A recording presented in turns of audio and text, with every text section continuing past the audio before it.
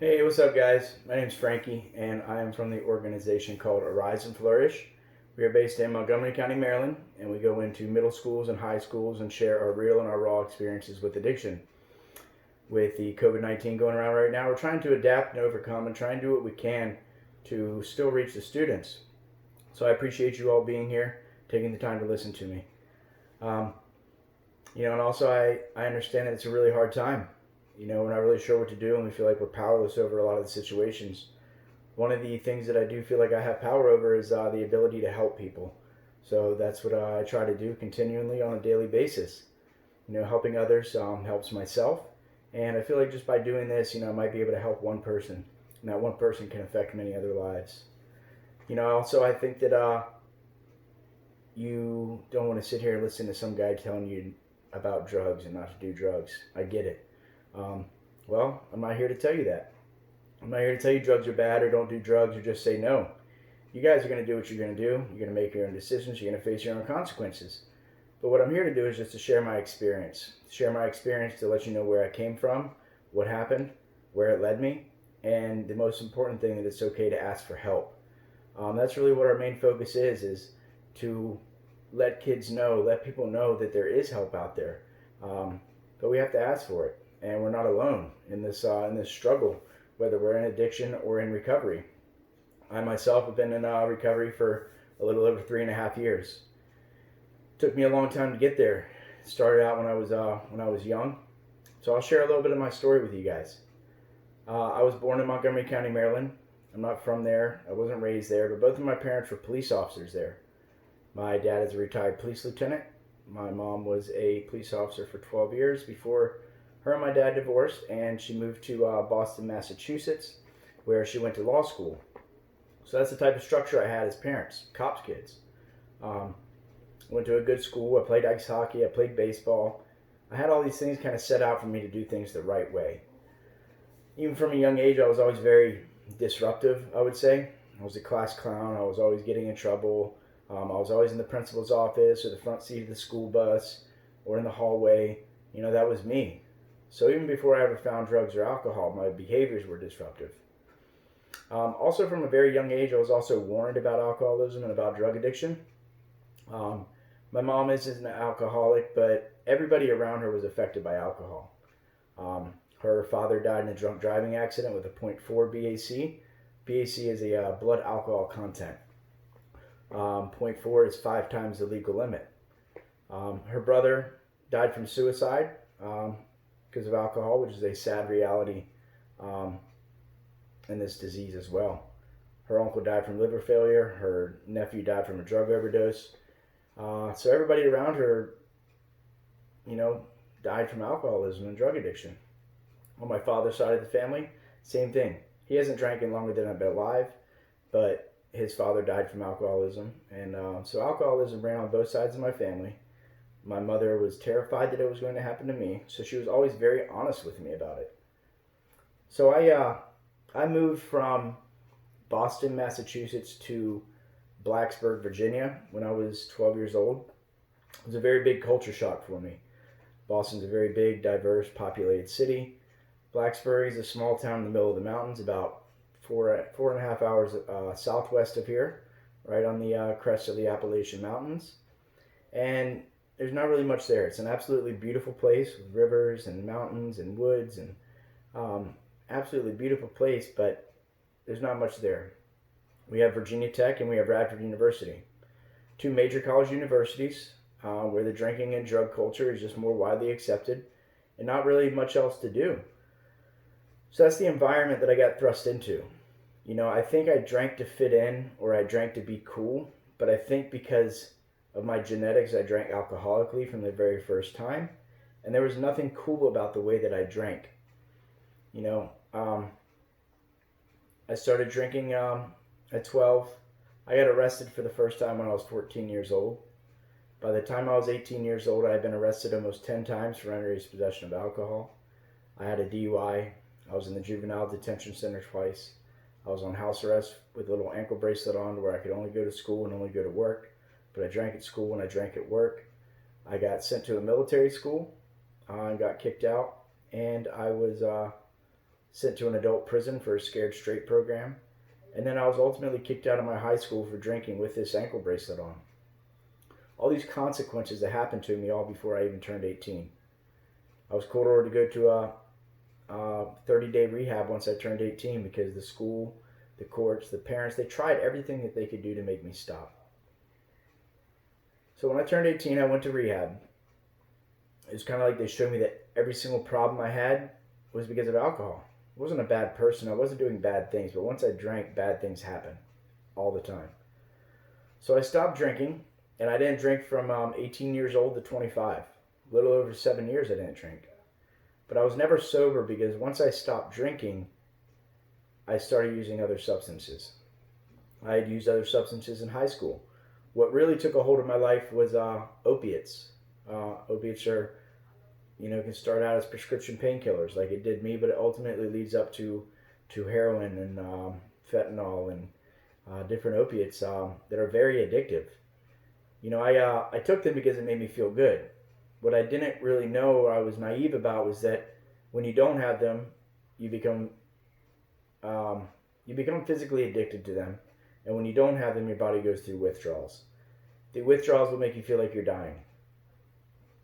Your body's doing things uncontrollably. Vomiting, diarrhea, cold sweats, chills, muscle spasms, all at the same time. So physically you feel like you're dying. Mentally you're going to do whatever you have to do to make it stop. And that's a daily struggle. And it ran all aspects of my life. I used everyone around me and manipulated every situation to benefit myself. I thought that if I were to move, things would be different. I moved to Florida with a girl because I thought that would help. But what happened is that I took myself with me. I took myself and my own problems and my own demons, and she ended up leaving because of my drug use.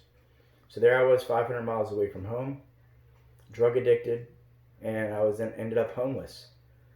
So homeless, 500 miles away from home for almost 6 months. I knew I had to get off the drugs. So I came back to Virginia. I put myself through those withdrawals that I feared so much. I was between the bedroom and the bathroom for 5 days. I didn't come out of the house for a week. But once I got through those withdrawals, my mind started to clear, my body started to feel better, and it wasn't too long after that I stopped drinking that I thought, well, I'm not doing these hard drugs. Maybe I can drink again. Maybe it's going to be different. All along, I knew that I was an alcoholic at 15 years old. In my mind, I think alcohol is one of the worst drugs of them all. It's socially acceptable. We see it around. But for me, it breaks me down very quickly, emotionally, mentally, spiritually, physically. So in my mind, I started drinking, and although there were 7 years in between the time that I drank, I picked up exactly where I left off. In the sense that I drank hard liquor every day straight out of the bottle. The way that I drank is that I take the cap off, and I would take the cap off the bottle, and I would throw the cap away. So that means I would have to finish the bottle. If somebody else had a bottle of liquor, I was taking their cap off, and behind their back I was throwing it away so I could finish their bottle. And if I was going to a party, I was bringing 2 bottles because you're definitely not drinking mine. And like I said, alcohol I think is one of the worst drugs of them all for me. So I thought, well, I'm already drinking. Might as well do the drugs too. So then it was just this vicious cycle of drinking and drugs and doing anything and everything. My drug use had already progressed past the point of no return years earlier, in the sense that I wasn't just taking the drugs or smoking the drugs or snorting the drugs, and now I was shooting the drugs. And that's something I thought that I would never do. My alcoholism addiction always made me cross off these not yets. The not yets was like, I'm not as bad as that guy yet. I haven't done this yet. I haven't done that yet. But I always surpassed those not yets. It caused myself, my friends, my family a lot of pain and a lot of struggle. I remember several particular times that, in particular, I caused my mother pain for a solid decade of our lives. I remember being 17 years old and coming in the back side of the courtroom from being locked up, and I was in waist chains, handcuffs, and shackles. And I was walking in the courtroom from the backside, and I remember seeing the look in my mom's eyes in the courtroom, and I remember the tears. Knowing that she tried everything that she could do to make me stop. I think if love could have got me sober, I would have been sober a long time ago. 10 years later, I had to call my mom and tell her I was in the hospital and that they might amputate my arm. When I went to the hospital, they told me if I would have came an hour later, they would have amputated my arm. If I would have came 12 hours later, the infection would have moved up to my neck and I would have died. I ended up being in the hospital for a week over Thanksgiving. My family had to come in and bring me Thanksgiving dinner into the hospital. I'm very fortunate that I have both my arms. I'm very fortunate that I have a life. I have this scar here. I don't know if you can probably see it on camera, but it's about almost 3 inches long, half an inch thick, and it looks like a dog bite or a shark bite, but that's the reality that I live with, is that it almost killed me. And it's a reminder. It's a constant reminder. The insanity of it is that I continued to use drugs after that. But I remember that pain that it caused my mother having to tell her that. With my alcoholism, and the progression of it was, when I was 17 years old, they described me in court as a functioning alcoholic, meaning that I was going to school, going to work, and functioning with a 0.2 BAC, 2.5 times the legal limit. Fast forward 10 years later, when I was 27, I had to drive myself to the hospital to get some stitches on my forehead here. And thought it was no big deal. Been to the hospital a lot, had a lot of stitches, broken bones. So I figured I'd be in and out in an hour. So I drive there with one eye, one arm, middle of the night, 2 a.m., not my car, no license, alone. And after these nurses stitched me up, this doctor comes in and says, I don't know how you're walking, talking, comprehending anything. I cannot believe you drove here. But by the time we took your BAC, it was at a 0.39. So he tells me that I was driving there with a 0.4. It's the same BAC that my grandfather died with. On paper, the doctor tells me that 0.4 is comatose or death. Any normal human being would be dead. And my only explanation was that I was an alcoholic, and my only concern was that I was good. I wanted to go home because I still had more liquor at the house. What those experiences tell me is that I can literally be on the verge of death, physically, but mentally, my mind will still be telling me that I'm okay. And that really sums up alcoholism and addiction for me in a nutshell, is that my body could be on the verge of death, and my mind will still be telling me I'm okay. It'll play tricks on me and tell me everything's all right. The only not yet that I didn't cross off is that I didn't die. I knew that was the only thing that I hadn't done yet. And that was the only thing left for me to do. I had to reach out and I had to ask for help. I reached out and I asked for help, and I got into a recovery rehab in Northern Virginia. I didn't have health insurance. I didn't have any money. I didn't have nice shoes. I didn't have nice clothes. I had nothing. And I reached out and I asked for help. I had the courage to ask for help and the willingness to change. And when I did that, the doors opened up for me. And I started living my life in recovery. I started trying to be part of the solution rather than be part of the problem. I started trying to help others, which ultimately helps myself. For me, that is the key to life, is that helping others helps ourselves. And recovery is possible. You may not think this applies to you, and maybe it doesn't, but at least you have the awareness of it. At least you have the education of it, and you might be able to help somebody. But you're going to see a cycle of addiction that Joey did on the board, and you may not think that applies to you either, but it can. I can promise you, whether it's a year from now, 5 years, 10 years, 20 years down the road, the cycle of addiction is not going to change.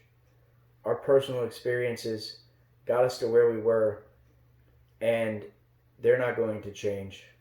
and our ability to help one another is not going to change. This is a new approach. Like I said, we're not here to tell you drugs are bad or don't do drugs or just say no. Our approach is just sharing our experiences with the hopes of actually helping you. I hope you guys got something out of that. Another thing that's kind of been on my mind with in the schools mostly is the nicotine and the jewels and the pods. And I'm not here to tell you that to not do that, but I can tell you that nicotine is one of the most addictive drugs there is. I can honestly tell you that I've been able to quit smoking crack cocaine. I've been able to quit sticking a needle in my arm, but I haven't been able to quit nicotine. If that gives you any idea. So it might seem cool to hit the jewel, might feel good. Well, the feeling wears off. The buzz goes away. By that time, you're physically addicted and mentally addicted to where you need it, and you do it just out of necessity because you have to have it. But your subconscious brain remembers the way that buzz made you feel. The subconscious brain, you may not even know it, but it's sitting there working. And when something else comes up, or the ability to give you that buzz, you'll want more.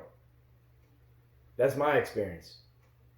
One is too many and 1,000 is never enough. I always wanted more. Also, I wanted to show you guys, I would say my glow up. Show you guys a couple pictures that from what I used to look like. I was in and out of jail for a long time. So these are a couple pictures that they're all me. They're all very different pictures of me. All different stages, different drugs, different occurrences.